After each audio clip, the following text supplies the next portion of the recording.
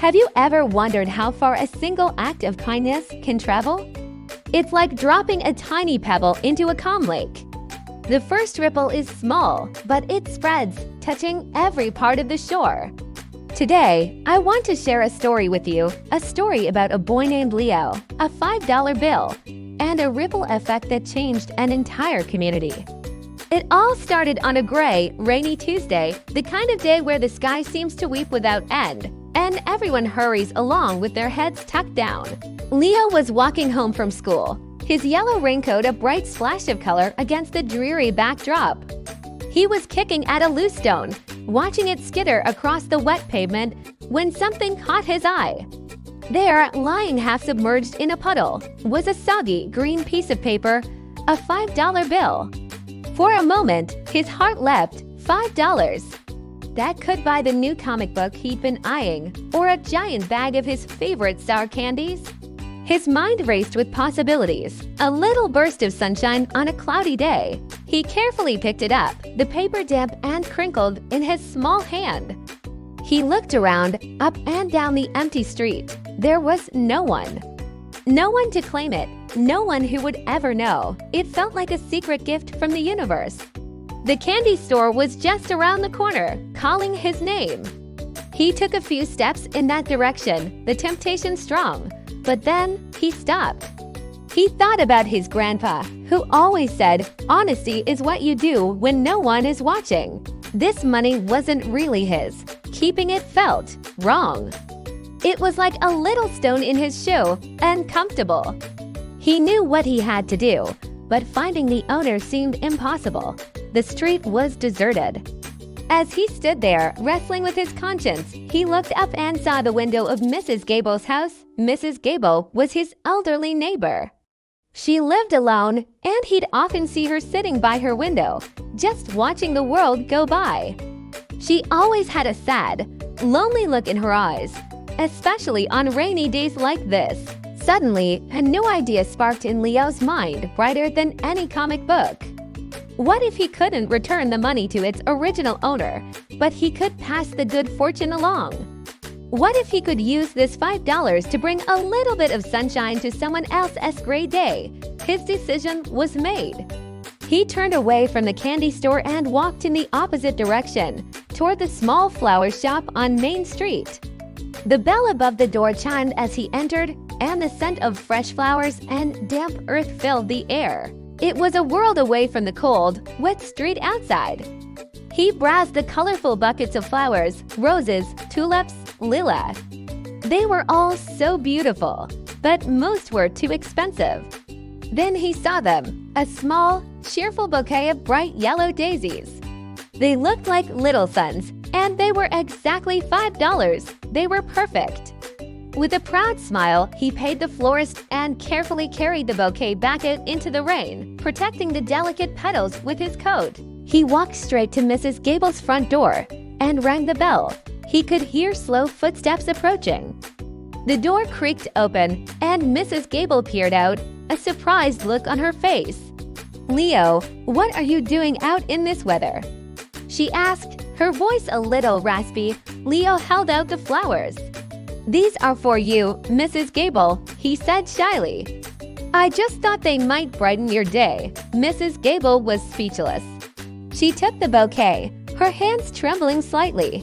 She looked from the bright yellow daisies to Leo's earnest face, and for the first time in a long time, a genuine, wide smile spread across her face, crinkling the corners of her eyes.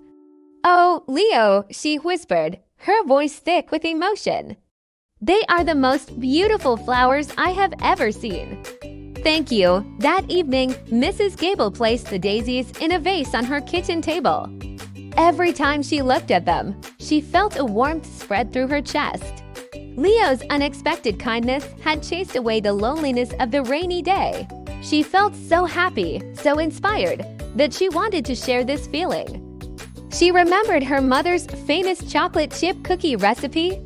Baking always made her feel good, and she hadn't baked in years.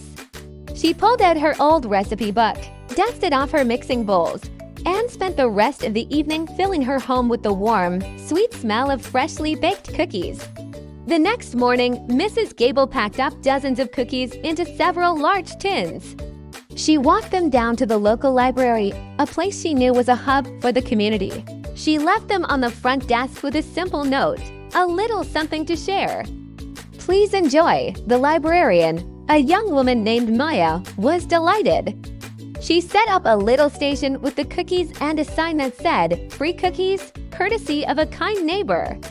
Throughout the day, people's faces lit up as they discovered the unexpected treat.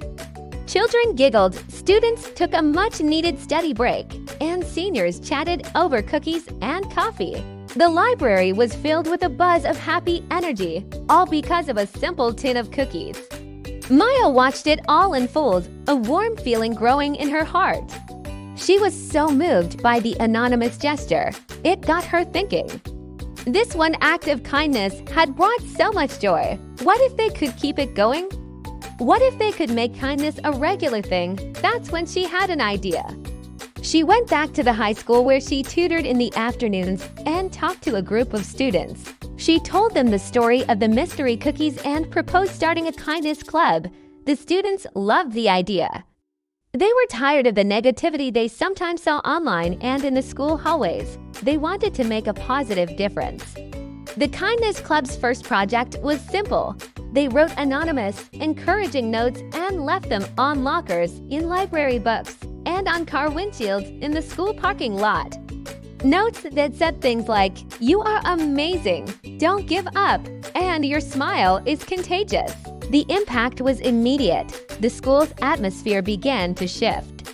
Students were smiling more, helping each other out, and the whole place just felt friendlier. The club didn't stop there. They organized a food drive for the local shelter. They volunteered to clean up a neighborhood park. They started a peer tutoring program. The ripples of kindness kept spreading, touching more and more people. The park cleanup inspired a local business to donate new benches. The food drive encouraged other schools to start their own. And it all started because a little boy named Leo chose to be honest and compassionate. He had no idea that his small decision to buy a $5 bouquet of daisies for a lonely neighbor would spark a chain reaction of generosity throughout his entire town. Think about it, Leo's choice created a ripple. It touched Mrs. Gable, who created another ripple that reached Maya at the library. Maya's ripple then expanded through the Kindness Club, and their actions created even more ripples, spreading out into the community in waves of positivity. It is a powerful reminder that you don't need to do something big and dramatic to make a difference. The smallest act of integrity, the simplest gesture of compassion, can have an impact far beyond what you can imagine. That $5 bill could have been a comic book, read once and then forgotten. Instead, it became a bouquet of flowers, a batch of cookies, a school club, and a community transformed. It became a story, a testament to the power of human goodness. So the next time you have a choice, even a small one, remember Leo. Remember the ripple effect. Choose kindness, choose compassion. You never know how far your ripple will travel or whose shore it might reach. Every single one of us has the power to start a wave of change. All it takes is one small, kind act. Thank you for watching.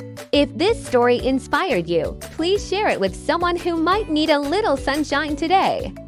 Don't forget to like and subscribe for more stories that warm the heart. See you next time.